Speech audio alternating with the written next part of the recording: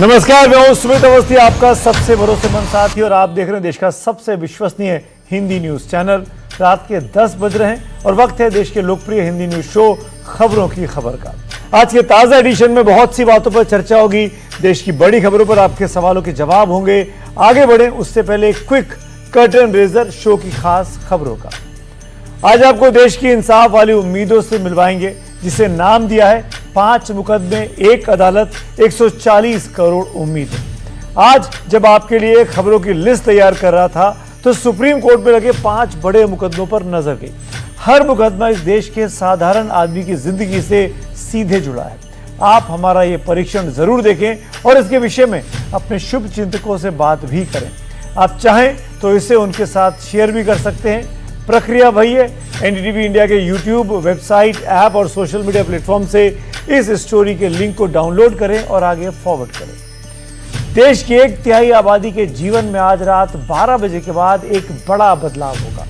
12 राज्य और केंद्र शासित प्रदेश की वोटर लिस्ट फ्रीज हो जाएगी। ये 12 राज्य कौन से हैं और इन 12 राज्य के वोटर्स को कौन से 12 कागज अब तैयार रखने हैं, ये जानने के लिए मेरे साथ रात 11 बजे तक रहिए, क्योंकि देश में एसआईआर का सेकेंड राउंड आज अनाउंस कर दिया गया है। 2024 के लोकसभा चुनाव से पहले देश के संविधान पर खूब राजनीति हो रही थी। संविधान को खतरे में बताया जा रहा था। अब वो कैंपेन शांत है, लेकिन आज मैं आपको हिमाचल प्रदेश में हुई एक शादी विवाह की एक ऐसी कहानी सुनाऊंगा जो आपको बताएगी कि संविधान की रक्षा के लिए असल में क्या करना होगा। तो आइए अब खबरों के सिलसिले को विस्तार से देख लेते हैं। जब लोगों को लगता है कि उन्हें उनका वाजिब हक नहीं मिल रहा, जब लगता है कि उन्हें इंसाफ नहीं मिला, जब लगता है कि जानो माल और आज़ादी खतरे में है, तब लोग देश की सबसे बड़ी अदालत यानी सुप्रीम कोर्ट का रुख करते हैं। इस देश की 140 करोड़ आबादी तब टकटकी लगाकर सुप्रीम कोर्ट की तरफ देखती है, क्योंकि लोगों के मन में इस बात का भरोसा है कि जब भी अन्याय होगा सुप्रीम कोर्ट उनकी हिफाजत जरूर करेगा। सुप्रीम कोर्ट में आज 5 बड़े मुद्दों पर सुनवाई हुई। इनमें से ज्यादातर मुद्दे आम लोगों की जिंदगी से जुड़े हैं, जैसे डिजिटल अरेस्ट। सुप्रीम कोर्ट ने संकेत दिया कि डिजिटल अरेस्ट के सारे मामले सीबीआई को सौंपे जा सकते हैं। दूसरा केस सीजीआई बीआर गवई पर जूता फेंकने वाले मामले से जुड़ा है। सुप्रीम कोर्ट ने इस मामले को अदालत की अवमानना के दायरे में तो माना, फिर भी आरोपी वकील के खिलाफ केस नहीं चला। क्यों, बताऊंगा आगे। तीसरा केस 2020 के दिल्ली दंगे की साजिश के आरोप में 5 साल से जेल में बंद शर्जिल इमाम, उमर खालिद और अन्य की बेल अर्जी से जुड़ा था। सुप्रीम कोर्ट ने इस मामले में दिल्ली पुलिस को कड़ी फटकार आज लगाई है। चौथे केस का रिश्ता आवारा कुत्तों के खिलाफ एक्शन प्लान से था। सुप्रीम कोर्ट ने इस मामले में ढीले रवैये के लिए देश के 28 में से 26 राज्य सरकारों और सभी 8 केंद्र शासित प्रदेशों को कड़ी फटकार लगाई है। क्यों लगाई है, आगे डिटेल में आपको बताता हूं। और 5वां केस वायु प्रदूषण से जुड़ा है। अर्जी देने वाले ने वायु प्रदूषण पर कंट्रोल के लिए गाड़ियों के स्टार सर्टिफिकेशन की मांग की थी, लेकिन सुप्रीम कोर्ट ने उसे केंद्र सरकार के पास जाने को कह दिया। ये वो तमाम सारे मुद्दे हैं जो आम आदमी की जिंदगी से, साफ हवा में सांस लेने की उसकी आज़ादी, उसकी जिंदगी से जुड़े हैं। इसीलिए हम आपको इनसे जुड़ी पूरी डिटेल्स अब आपको बता देते हैं। सबसे पहले बात करते हैं डिजिटल अरेस्ट की, जिसके मामले आजकल हर रोज सुनने को मिल रहे हैं। सुप्रीम कोर्ट ने इसे लेकर आज बहुत सख्त रुख दिखाया है और संकेत दिए कि इस तरह के सारे मामले सीबीआई को सौंपे जा सकते हैं। इस मामले की सुनवाई कर रही जस्टिस सूर्यकांत की अध्यक्षता वाली पीठ ने एक महत्वपूर्ण टिप्पणी की है। अदालत ने कहा कि मामला जितना बड़ा दिखता है या समझा जाता है, उससे कहीं ज्यादा बड़ा है। यह किसी एक इलाके की नहीं, पूरे देश की समस्या बन चुका है। इसीलिए एक ही एजेंसी सभी मामलों की जांच कर सकती है। हालांकि मामले की सुनवाई कर रही खंडपीठ में शामिल जस्टिस जयमौला बागची ने सरकार से पूछा कि क्या सीबीआई के पास ऐसे मामले संभालने के लिए बुनियादी ढांचा, संसाधन और तकनीकी विशेषज्ञता है।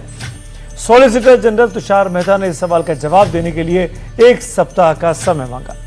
जस्टिस सूर्यकांत, जो कि देश के नए चीफ जस्टिस होने वाले हैं, जस्टिस सूर्यकांत ने कहा कि अगर सीबीआई को साइबर अपराध विशेषज्ञों की जरूरत हो तो वो हमें बताए, हम जरूरी मदद सुनिश्चित करेंगे। जस्टिस सूर्यकांत ने कहा कि वो फिलहाल कोई अंतिम निर्देश या आदेश नहीं दे रहे, वो राज्यों को नोटिस दे रहे हैं ताकि जानकारी इकट्ठा की जा सके। इसके बाद आगे बढ़ा जाएगा। सुप्रीम कोर्ट के इस कदम पर कानून के जानकारों का अब क्या कहना है, आपको उनकी राय सुनवा देता हूं। तो आभार व्यक्त करना चाहिए हमारे जस्टिस सूर्यकांत जी का, जिन्होंने सुमोटो कॉग्निजेंस लेकर के और उन्होंने ये विचार रखा है कि इसकी जो जांच है वो हमारे देश के हाईएस्ट जो सबसे उच्चतम इन्वेस्टिगेटिंग एजेंसी है सीबीआई, क्यों नहीं उसके द्वारा की जाए। और इस बेसिस पे जस्टिस सूर्यकांत जी की बेंच ने सारे स्टेट्स को भी नोटिस इशू किया है और इस मामले को अगले हफ्ते रखा है कि ताकि सबका पक्ष सुने। बट उन्होंने ये जरूर प्रथम दृष्टि से ये बोला है कि इसकी जांच सीबीआई से होनी चाहिए। बहुत ही वेलकम स्टेप है जो ऑनरेबल सुप्रीम कोर्ट ने लिया है। इससे अगर आप देखें तो इस स्टेप से जो उन्होंने कहा है कि जितनी भी स्टेट में एफआईआर हैं वो सीबीआई को दी जाएं, इससे बहुत ही मदद मिलेगी आम जनता को जो डिजिटल अरेस्ट के नाम पे, कोर्ट के नाम पे लूटी जा रही है। खासतौर से बुजुर्ग जिनको डिजिटल अरेस्ट करके कहा जाता है कि आप कोर्ट में हैं और उनसे पैसे लूट लिए जाते हैं, इससे बहुत ही पूरे देश के नागरिकों को इससे मदद मिलेगी। दरअसल लोगों को डिजिटल अरेस्ट के जाल में फंसाने वाले साइबर अपराधी ज्यादातर मामलों में भोले भाले लोगों को यही झांसा देते हैं कि सब कुछ कोर्ट के आदेश पर हो रहा है। हरियाणा में पिछले महीने ऐसा एक मामला सामने आया था। अंबाला के एक बुजुर्ग दंपति से साइबर ठगों ने सीबीआई अफसर और जज बनकर 1 करोड़ रुपए से ज्यादा ठग लिए थे। सुप्रीम कोर्ट ने इसी मामले पर स्वतः संज्ञान लिया। सुप्रीम कोर्ट की बात बिल्कुल सही है कि डिजिटल अरेस्ट के मामले जितने दिखते हैं वाकई उससे कई गुना बड़े हैं। कुछ आंकड़े आपके सामने रख देता हूं। 2024 के जनवरी से अक्टूबर तक के आंकड़े बताते हैं कि डिजिटल अरेस्ट का झांसा देकर रोज औसतन 7 करोड़ रुपए की ठगी की गई है। जनवरी अप्रैल 2024 के बीच सिर्फ 4 महीनों में डिजिटल अरेस्ट के नाम पर 120 करोड़ 30 लाख रुपए की ठगी की गई थी। जनवरी से अक्टूबर 2024 के बीच लोगों ने डिजिटल अरेस्ट से जुड़ी 92,334 शिकायतें दर्ज कराई। ठगी और शिकायतों के ये आंकड़े साल दर साल बढ़ते जा रहे हैं। आपको इससे जुड़ा एक और आंकड़ा दिखाता हूं। साल 2022 में डिजिटल अरेस्ट के नाम पर ठगों ने 92 करोड़ 10 लाख रुपए की ठगी की। 2024 में ठगी की रकम 1935 करोड़ यानी लगभग 21 गुना बढ़ गई थी। डिजिटल अरेस्ट के जाल में फंसकर अब तक कई लोगों की सदमे से मौत तक हो चुकी है। कई लोग खुदकुशी तक करने पर मजबूर हो चुके हैं। इसीलिए सुप्रीम कोर्ट अब इस मामले में किसी ढील के मूड में नहीं दिखाई दे रहा, क्योंकि राज्य सरकारों की पुलिस जिनको काम करना चाहिए था उस तरह का काम नहीं कर पाई जिसकी उम्मीद उनसे की जाती है। इसीलिए सुप्रीम कोर्ट को स्वतः संज्ञान लेते हुए इस पूरे मामले पर इंटरवीन करना पड़ा है। अगला मामला, देश में आवारा कुत्तों की समस्या पर सुप्रीम कोर्ट ने अपना रुख करीब 1-1.5 महीने पहले ही बहुत साफ कर दिया था कि यह समस्या विकट है और सरकारों की बेरुखी से सुप्रीम कोर्ट बिल्कुल भी संतुष्ट नजर नहीं आया था। सरकारों की यह उदासीनता समाज में आपसी बैर भी बढ़ा रही है। लड़ाई झगड़े के मामले बढ़ते जा रहे हैं। इसीलिए सुप्रीम कोर्ट ने आज इस जनहित के मुकदमे पर भी अपनी सुनवाई की। देश भर में बढ़ती आवारा कुत्तों की समस्या पर तमाम सरकारों ने ढिलाई बरती और आज इन सभी को सुप्रीम कोर्ट से जमकर फटकार लगी है। सुप्रीम कोर्ट ने देश के 28 में से 26 राज्यों और सभी 8 केंद्र शासित प्रदेशों के मुख्य सचिवों को तलब कर लिया है। इन्हें 3 नवंबर यानी अगले सोमवार को अदालत में खुद हाजिर होने को कहा गया है। कोर्ट ने चेतावनी दी है कि बात न मानने पर जुर्माना भी लगाया जाएगा और सख्त कार्रवाई भी की जाएगी। कोर्ट ने कहा कि अगर इस आदेश की अवहेलना हुई तो ऑडिटोरियम में कचहरी लगाएंगे। उससे पहले इस मामले की सुनवाई 22 सितंबर को हुई थी। तब सुप्रीम कोर्ट ने सभी राज्यों और केंद्र शासित प्रदेशों को पकड़े गए आवारा कुत्तों को नसबंदी और टीकाकरण के बाद ही छोड़ने का आदेश दिया था। 2 महीने में इसकी कंप्लायंस रिपोर्ट तलब की गई थी। लेकिन आज जब जस्टिस विक्रमनाथ, जस्टिस संदीप मेहता और जस्टिस NV अंजारिया की पीठ ने सुनवाई शुरू की तो पता चला कि सिर्फ पश्चिम बंगाल, तेलंगाना और दिल्ली नगर निगम ने ही हलफनामे दाखिल किए हैं। इसी बात पर कोर्ट का पारा चढ़ गया और सभी राज्यों के मुख्य सचिवों को तलब कर लिया।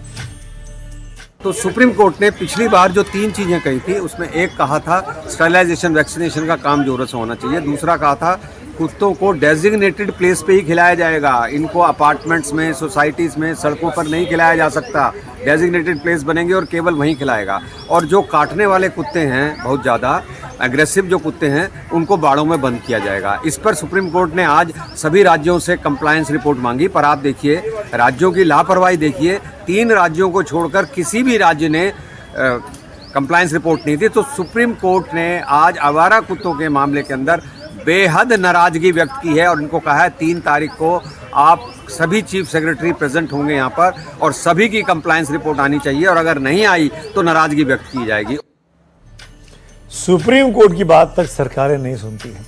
कोर्ट ने हलफनामा ना देने वाले राज्यों और केंद्र शासित प्रदेशों के मुख्य सचिवों को तो तलब किया ही, उन्हें चेतावनी देते हुए देश की बिगड़ती छवि का भी हवाला दिया। सुप्रीम कोर्ट ने कहा, महत्वपूर्ण टिप्पणी सुनिएगा, आवारा कुत्तों की वजह से दूसरे देशों में भारत की छवि खराब हो रही है। इसके बाद भी राज्यों ने कंप्लायंस रिपोर्ट दाखिल नहीं की। ये मसला गंभीर है।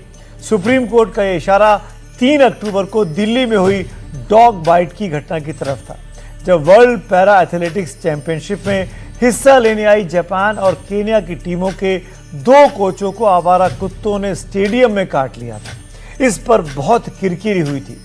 वैसे डिजिटल अरेस्ट की तरह आवारा कुत्तों का मामला भी जितना दिखता है उससे कहीं ज्यादा पेचीदा और गंभीर है। इसे कुछ आंकड़ों की मदद से आप समझिए। 2024 में देश भर में आवारा कुत्तों के काटने के 37 लाख मामले सामने आए थे। दिल्ली में यह आंकड़ा 68,000 का था। पिछले साल रेबीज से देश भर में 54 लोगों की मौत भी हो गई थी। ये डराने वाले आंकड़े तब और ज्यादा डराते हैं जब इस समस्या का एपिसेंटर दिल्ली और महाराष्ट्र जैसे राज्यों में दिखाई देता है। हम आपको कुछ और राज्यों के आंकड़े अब दिखाते हैं, जिससे आपको इस मामले की गंभीरता का अंदाजा और हो जाएगा। 2024 में महाराष्ट्र में आवारा कुत्तों के काटने के 4,80,000 मामले सामने आए। तमिलनाडु भी इस मामले में पीछे नहीं है, वहां भी स्ट्रे डॉग बाइट के 4,80,000 मामले सामने आए। गुजरात में यह आंकड़ा 3,90,000, कर्नाटक में 3,60,000, बिहार में 2,60,000 और केरल में आवारा कुत्तों के काटने के 1,10,000 मामले आ चुके हैं। जाहिर है सुप्रीम कोर्ट अगर इस मामले में सख्त है, अगर वो राज्य सरकारों के खिलाफ एक्शन ले रहा है, तो उस पर सवाल नहीं उठाए जा सकते, क्योंकि ये सवाल लोगों की जिंदगी का है, भारत की साख का है। आगे बढ़ने से पहले आपको एक जरूरी बात और बता देता हूं, और ये जरूरी बात है दिल्ली का अभी का AQI, जो इस वक्त 230 यानी वेरी अनहेल्दी कैटेगरी में है। अब आपको सुप्रीम कोर्ट में आज के तीसरे सबसे बड़े मुकदमे के बारे में बताता हूं। यह मसला वायु प्रदूषण से ही जुड़ा है। आज सुप्रीम कोर्ट में वायु प्रदूषण कंट्रोल करने के उपाय की मांग करने वाली एक अर्जी दी गई। इसमें कहा गया कि कार्बन डाइऑक्साइड उत्सर्जन के हिसाब कारों की स्टार रेटिंग से होनी चाहिए।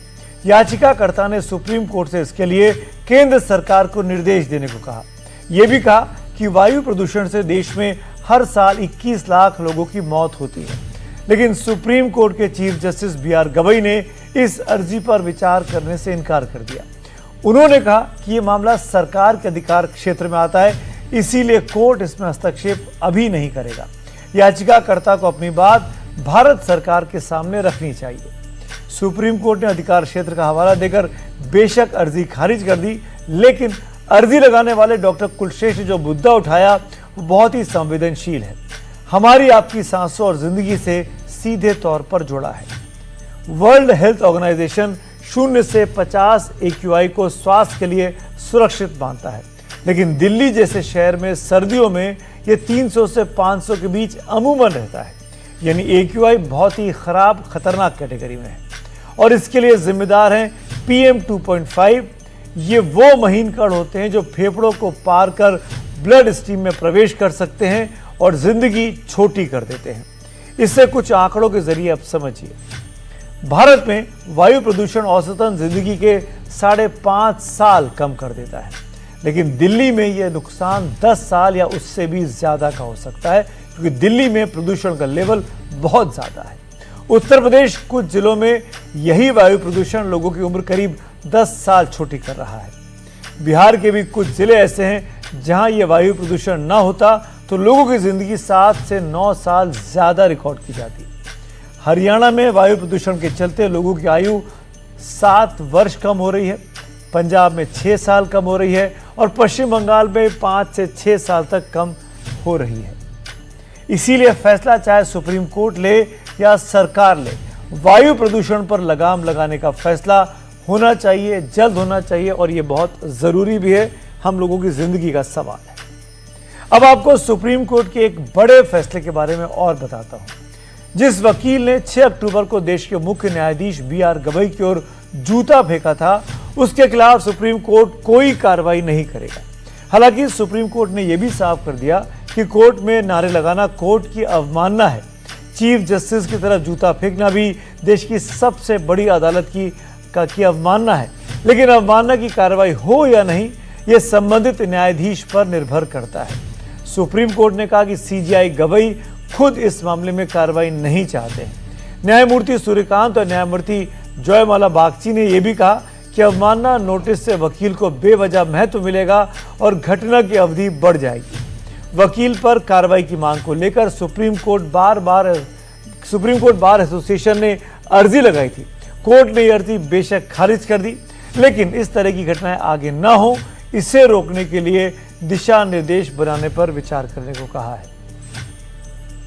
और अब बात करते हैं सुप्रीम कोर्ट में हुई 5वीं सबसे बड़ी आज की सुनवाई की। यह मामला 2020 के दिल्ली दंगों की साजिश के आरोपी उमर खालिद, शर्जिल इमाम, गुलफिशा फातिमा और मीरन हैदर से की जमानत याचिकाओं की लगाई गई है। आज इन्हें जमानत तो नहीं मिली, लेकिन इस पर सुनवाई हुई तो सुप्रीम कोर्ट ने दिल्ली पुलिस को आज फटकार लगाई है। आज इस मामले की सुनवाई शुरू होते ही दिल्ली पुलिस के वकील additional solicitor general SV Raju ने जमानत अर्जी पर जवाब दाखिल करने के लिए 2 हफ्ते का समय और मांगा। आरोपियों के वकील कपिल सिब्बल ने इस पर सख्त ऐतराज किया। उन्होंने कहा कि इतनी देरी हो चुकी है तो हमें इसे और नहीं टालना चाहिए। सुप्रीम कोर्ट ने भी कहा कि दिल्ली पुलिस को इस मामले में बहुत समय दिया जा चुका है।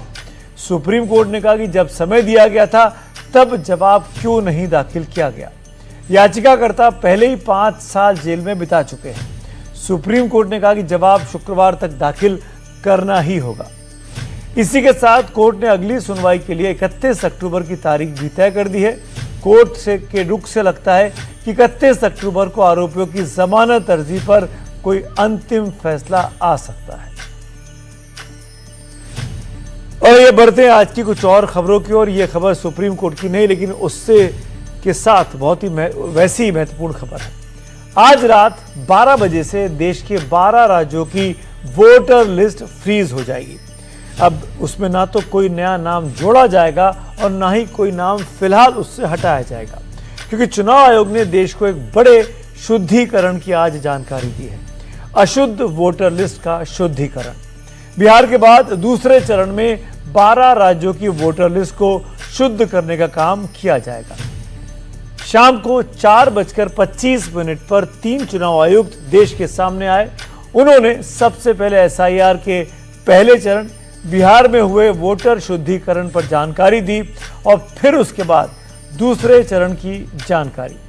हालांकि SIR के सेकेंड राउंड में जिन राज्यों और केंद्र शासित प्रदेशों का नाम है उसमें कोई पैटर्न नहीं है, फिर भी देश के 50 करोड़ 31 लाख से अधिक वोटर शुद्धिकरण की प्रक्रिया का हिस्सा बन रहे हैं। मतलब देश की 1/3 आबादी अपने कागज के साथ तैयार हो जाए अपने वोटर अधिकार रक्षा के लिए। चुनाव आयोग ने निर्णय लिया कि पूरे देश में चरणबद्ध तरीके से SIR कराया जाए। दक्षिण भारत में अंडमान निकोबार द्वीप समूह, लक्षद्वीप, पुदुचेरी, तमिलनाडु, केरल। उत्तर भारत में मध्य प्रदेश, छत्तीसगढ़, राजस्थान, उत्तर प्रदेश। पूर्वी भारत में पश्चिम बंगाल, पश्चिमी भारत में गोवा, गुजरात। पुदुचेरी, पश्चिम बंगाल और तमिलनाडु में अगले साल विधानसभा चुनाव हैं। असम में भी अगले साल विधानसभा चुनाव हैं, लेकिन वहां पर वोटर लिस्ट का शुद्धिकरण इस चरण में नहीं होगा, क्योंकि वहां पर अभी नागरिकता की पहचान हो रही है। हालांकि बिहार में वोटर लिस्ट की शुद्धिकरण के दौरान चुनाव आयोग पर आरोप थे कि वो वोटर के साथ नागरिक की पहचान भी कर रहा है। हालांकि सुप्रीम कोर्ट ने कह दिया था कि नागरिकता की पहचान चुनाव आयोग का काम नहीं है। आसाम का एक विषय पूछा गया।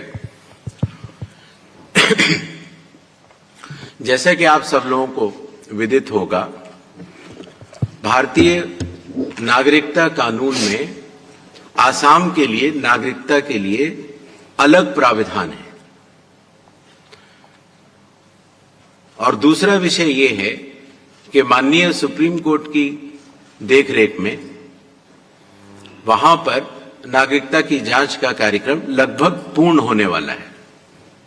ऐसी स्थिति में जो ये 24 जून का एसआईआर का ऑर्डर था, वो पूरे देश के लिए था, वो आसाम पर लागू नहीं होता और इसलिए आसाम के लिए अलग से रिवीजन के आदेश जारी किए जाएंगे। चुनाव आयोग ने देश के वोटर को एक गंभीर जिम्मेदारी के लिए आगाह किया है। वो ये कि जिनके नाम एक से ज्यादा वोटर लिस्ट में हैं, वो शुद्धिकरण की प्रक्रिया में एक ही जगह अपना नाम अपडेट करें, वरना पकड़े जाने पर आपराधिक कार्रवाई की जाएगी।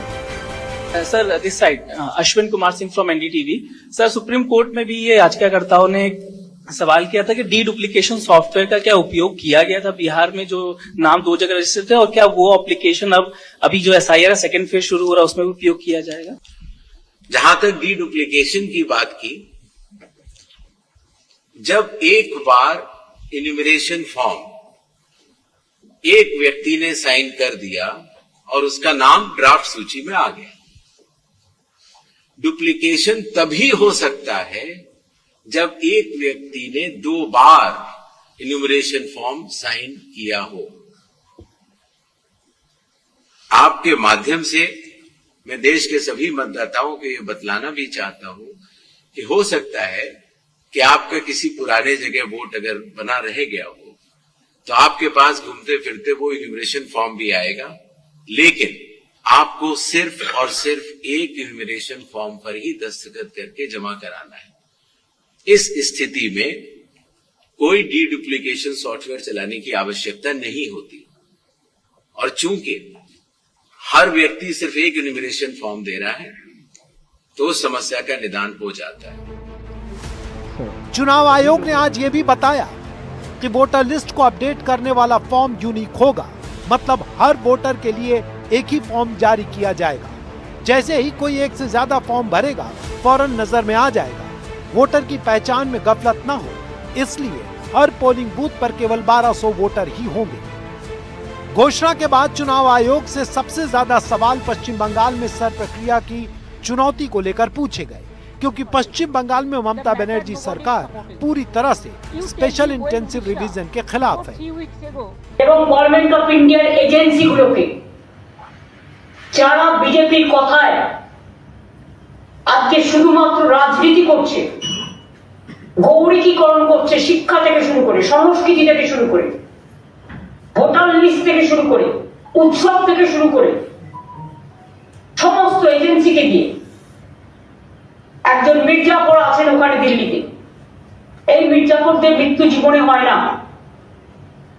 তারা চিরকালই বেঁচে থাকে নানা কাজের মধ্যে দিয়ে। এই মির্জাফররা মনে করেছেন তারাই শেষ কথা বলবে, কিন্তু তারা যদি এসব করতে যান তাহলে কিন্তু দাঙ্গা থেকে শুরু করে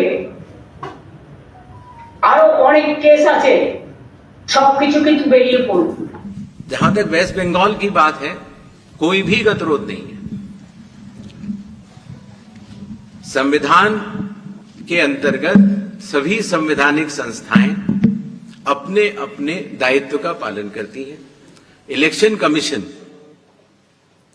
स्पेशल इंटेंसिव रिवीजन करते हुए अपने दायित्व का पालन कर रहा है और इसी तरह से राज्य की सरकारें भी अपने अपने दायित्व का पालन करेंगी।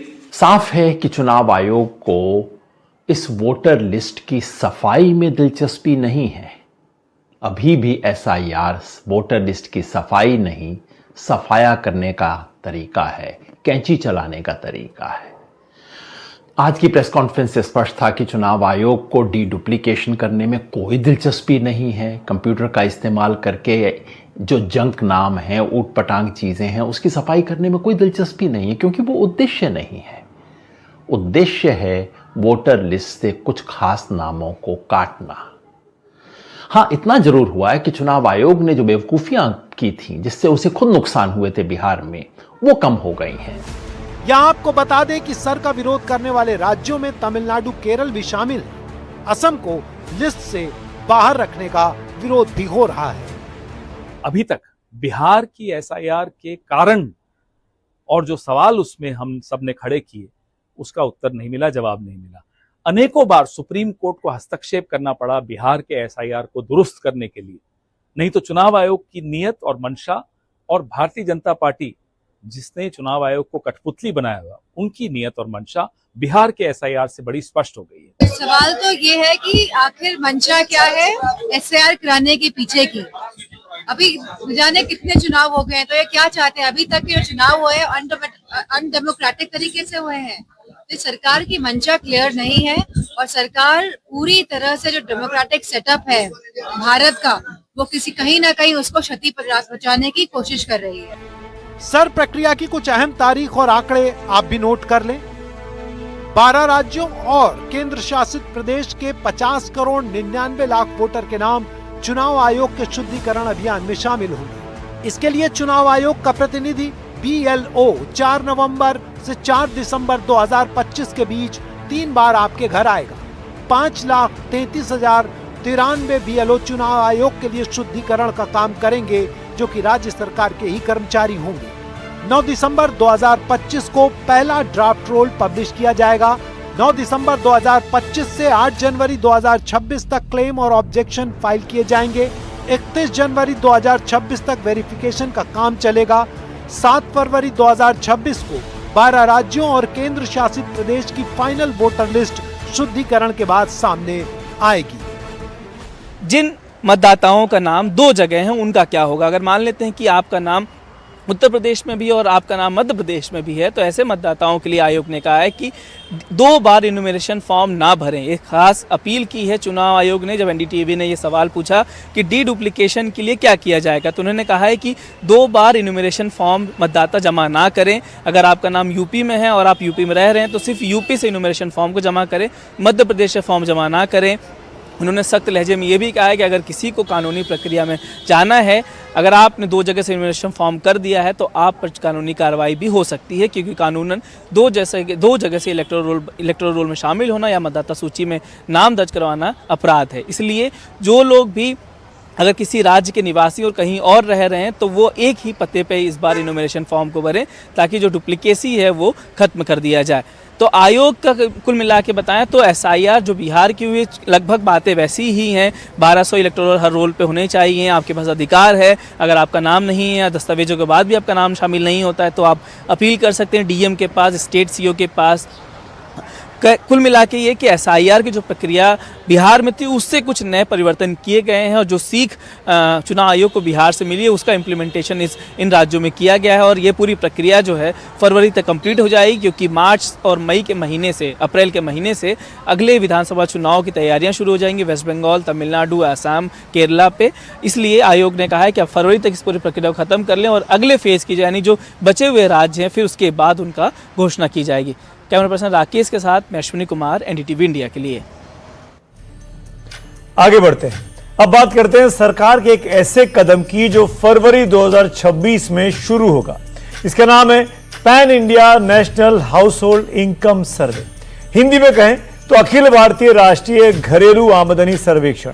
और अगर सरल भाषा में समझे तो सरकार जानना चाहती है कि आप कितना कमाते हैं। केंद्र सरकार में एक मंत्रालय है, इसका नाम है सांख्यिकी और कार्यक्रम क्रियान्वयन मंत्रालय, अंग्रेजी में बोले तो Ministry of Statistics and Programme Implementation. Bharat में जो भी आंकड़ों की गिनती होती है, यही मंत्रालय करता है। NSO, CSO, NSSO के नाम आप सुनते होंगे। ये जो आंकड़े इकट्ठे करते हैं, उनको आधार बनाकर भारत सरकार की योजनाएं तैयार होती हैं और लागू की जाती हैं। एक बार जब योजना शुरू होती है, तो उसकी निगरानी का काम और लागू करने का काम भी यही मंत्रालय करता है। अब इस मंत्रालय ने बहुत भारी काम अपने कंधों पर ले लिया है। देश में पहली बार हाउस होल्ड इनकम सर्वे का काम। यह काम चुनौती भरा क्यों है, इसे समझाने के लिए हमने एक छोटा सा सर्वे किया है। सैंपल बहुत छोटा है, दिल्ली और यूपी की 5 जगहों से। आप ये सर्वे देखिए, फिर आगे की बात आपको बताता हूं।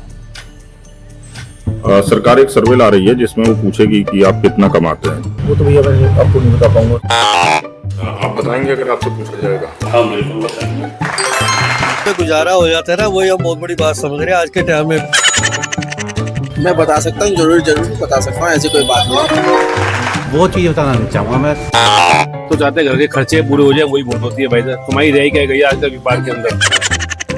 हम लोग ITM वगैरह से करते तो सारी चीज उसके अंदर डिस्क्लोज हो जाती है। बताने क्या दिक्कत है, 10,000 रुपये कमा रहे हैं, उसमें खुश हैं। बताने लायक ही नहीं है, कुछ इतनी कम है कि वही मजाक बने। मार्केट के ऊपर निर्भर करता है। कमाई कुछ नहीं है साहब, सरकार क्या कोई भी नहीं बताएगा भाई साहब। बहुत कम है आज के टाइम में कमाई। क्यों नहीं बताएंगे, हमें डर थोड़ा ना है, बता सकते हैं।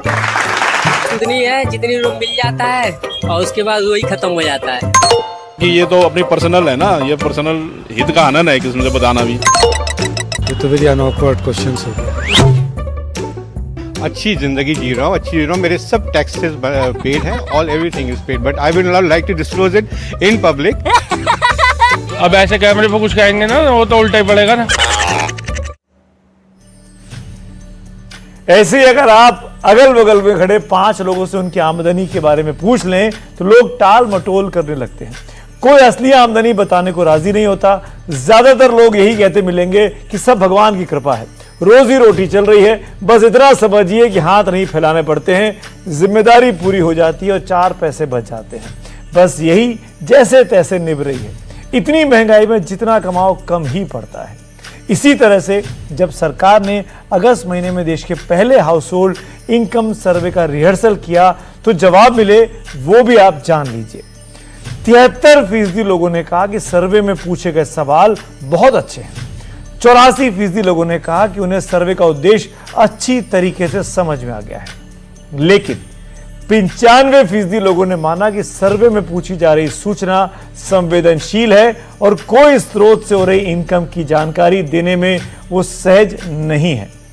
99% लोगों ने उस आय की जानकारी देने से मना कर दिया जिस पर वो सरकार को इनकम टैक्स दे चुके हैं। इस सर्वे की जरूरत इसलिए भी है कि 75 साल में जो विकास हुआ उसका आम लोगों पर क्या असर पड़ा है। वैसे 2024 में करंट प्राइस पर प्रति व्यक्ति आय 2,31,000 रुपए, जो कि पिछले साल यानी 2023-24 से 8.7% ज्यादा है। जब भी सरकारी विकास की समीक्षा होती है तो कहा जाता है कि आम आदमी की जिंदगी बदले तो मानो कि विकास हुआ है, लेकिन आम आदमी की जिंदगी बदली या नहीं इसे जानने का कोई पैरामीटर है ही नहीं। अब अगर ये हाउस होल्ड इनकम सर्वे होता है तो विकास से होने वाले बदलाव का सही मापदंड मिल सकेगा। अभी कर्नाटक में एक सामाजिक सर्वे हो रहा था जिसमें जातियों की सामाजिक और शैक्षणिक जानकारी देनी थी।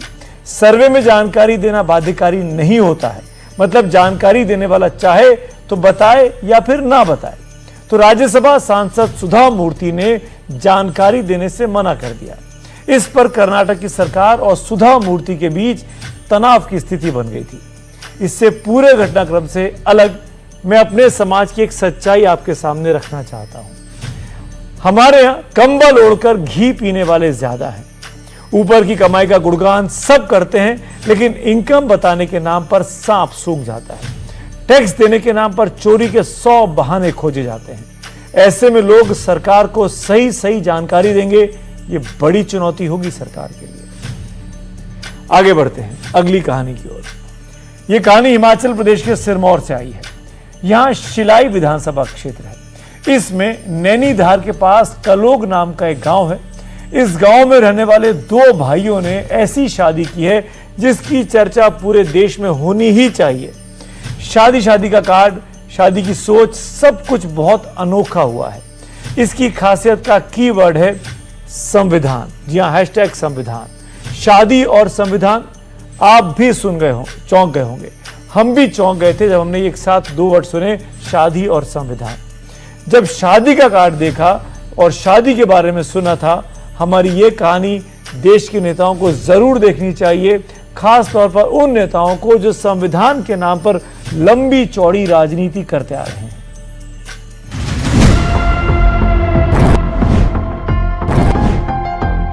ये शादी का कार्ड है, किसी राजनीतिक जलसे का पोस्टर नहीं है। इसमें महात्मा बुद्ध, कबीर और बाबा साहब भीमराव अंबेडकर की तस्वीरें लगी हैं। कबीर के दोहे लिखे हैं।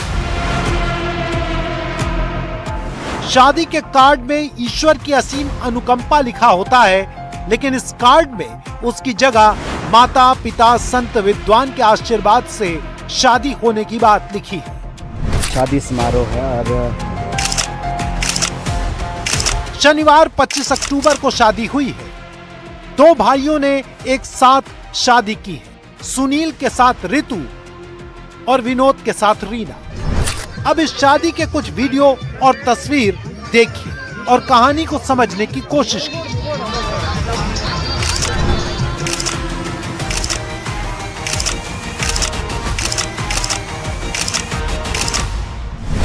अब इस शादी का सबसे अनोखा हिस्सा देखिए।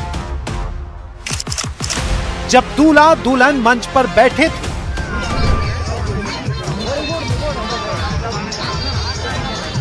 तो दो लोग आते हैं। एक के हाथ में भीमराव अंबेडकर की तस्वीर थी, दूसरे के हाथ में महात्मा बुद्ध की। दोनों के पास संविधान की एक प्रति भी थी।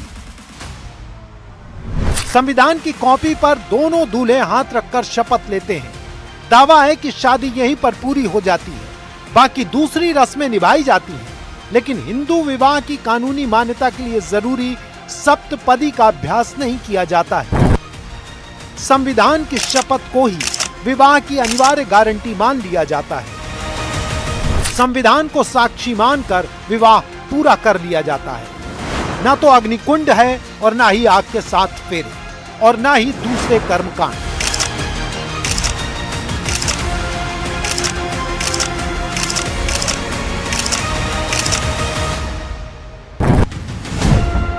सुनील और विनोद दोनों हिमाचल प्रदेश सरकार में नौकरी करते हैं, मतलब सरकारी नौकर हैं।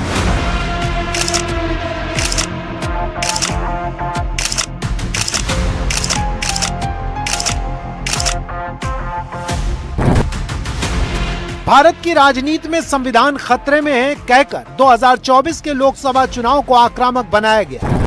जानकारों ने कहा कि इससे संदेश गया कि अनुसूचित जाति जनजाति का आरक्षण खतरे में है। चुनाव खत्म हुआ तो खतरा भी मानो टल गया। लेकिन आम हिंदुस्तानी की जिंदगी में संविधान कैसे स्थायी बनाया जाए, संविधान कभी खतरे में ना आए, इसकी कोशिश राजनीति में नहीं दिखती। संविधान को साक्षी मानकर की गई शादियां संविधान को सुरक्षित रखती हैं, उसका सम्मान बढ़ाती हैं और सच में साबित करती हैं कि ये देश संविधान से चलता है, किसी एक व्यक्ति, पार्टी या राजनीतिक विचारधारा की इच्छा से नहीं।